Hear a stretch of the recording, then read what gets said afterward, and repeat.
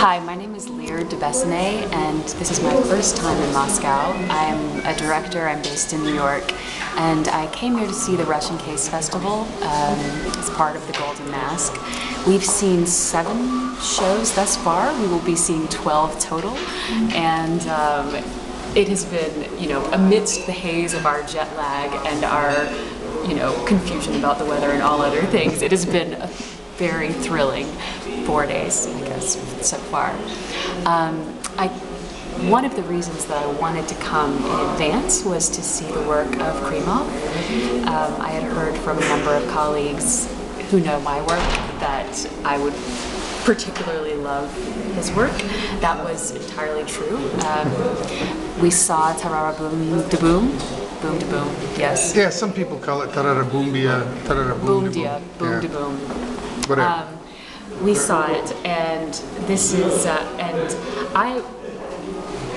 my experience of the piece, I think, may have been different than people who are intimately familiar with all the Chekhov characters, as I understand people here are. I know the plays, but I haven't lived my whole life with those characters. It's not the universe in which I'm saturated. So my experience of the piece was really, I was just responding to the human moments, and it was a rapturous evening of theater for me. The piece features, I think, 88 actors, and it's staged in an alley configuration with a moving conveyor belt that is, moving for most of the show.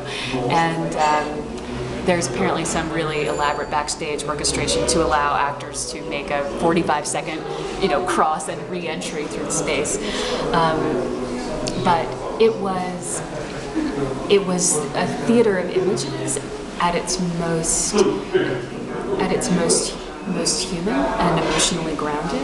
I feel like that's something that I have not seen other places, and so that was really amazing. I felt like, even when people were making just a quick 20-second cross through the space, they probably played, if they're crossing as Masha, they played Masha, and so they're bringing to that cross a depth and a complexity of experience that made those images ignite for me.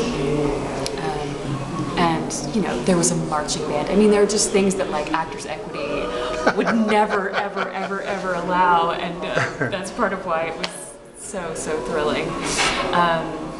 I've found in a number of the pieces that the directorial precision has been so compelling, and I feel like you can see, you can see the process in the product, right? You can see in the pieces that we're seeing that, this is a massive generalization, but it feels to me that you can tell that that theater is held in a place of tremendous honor in the culture, because what I sense from the artists is that they know that what they are contributing to the culture is highly valued, and that the expectation of rigor is therefore people are not doing theater until they can get a television job, right? They're a theater actor for life, they're a theater director for life. And I know that rehearsal periods are varying. I can only assume that, for example, Tarara Bundia rehearsed for much longer than we would get to rehearse in America. I don't know if that's true, but it feels to me that the level of care that has gone into crafting individual moments. Last night we saw Stalemate. Would you remind me of the director's name? Yes, his last name is Karbauskis. Karbauskis. There you go. And it was the elegance of the directing in this production. I mean, I'm sure that the writing and other, I'm speaking about the directing because obviously that's the lens through which I enter these pieces. But it was clear that the slightest movement of, you know, every gesture of the actor's hands, the choice to, you know, this is a piece that is dealing with atrocity in the Holocaust, which, you know, my feeling is like I may have already seen enough pieces to last a whole lifetime about the Holocaust. I went in thinking, you know, I've seen so many pieces that have dealt with this and dealt with it in really compelling ways, so I wasn't sure, you know, if I would find an entry point. And part of what allowed me to enter it is that there was nothing emotionally indulgent about the performances. The most devastating details, like the death of a child, were dealt with, you know, very with the subtle, you know, removal of a coat from a chair, and it was clear that every actor was unified in the deepest way with the vision of the whole, that some language had been created in the rehearsal process that allowed everyone to occupy the same universe on stage, a very particular universe that's I know, not easy to achieve. So let's see, the things the other things we've seen, 1 hour, 18 minutes, The Killer, Diary of a Madman by Karbauskis, was a dance piece. Merely Floor, yeah. Yes, Merely Floor. And I would say that, you know, I found each one of them fascinating. One other just small thing that's been true of 2 of the pieces that was interesting to me about the writing is 2 of the pieces we've seen, both The Killer and Stalemate, involved actors slipping between narration, between third-person narration and, you know, first-person,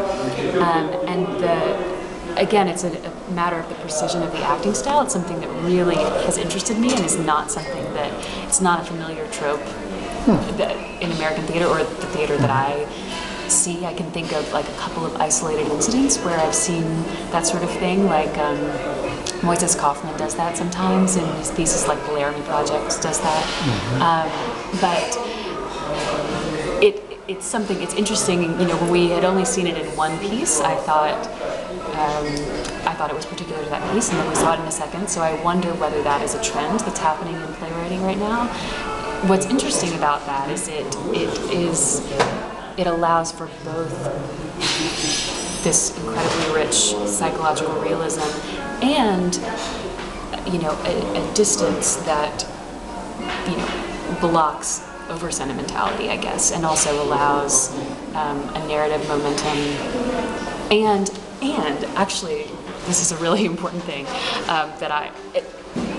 you know, in America, a huge amount of theater is episodic, right? And so a lot of the design challenges, a lot of the scenic design challenges, you know, you are trying to accommodate the fact that plays are written in the way television is written. So a scene takes place in an airport, on a bus, in a bedroom, you know, and almost every play we've seen here has happened in a room, a single room. And so what you're seeing is not an imitation of film, but it is purely theater.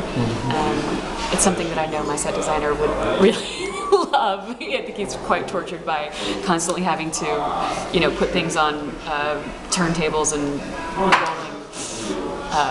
apparatus. But yeah, that's another trend that I've noticed that has been very interesting for me.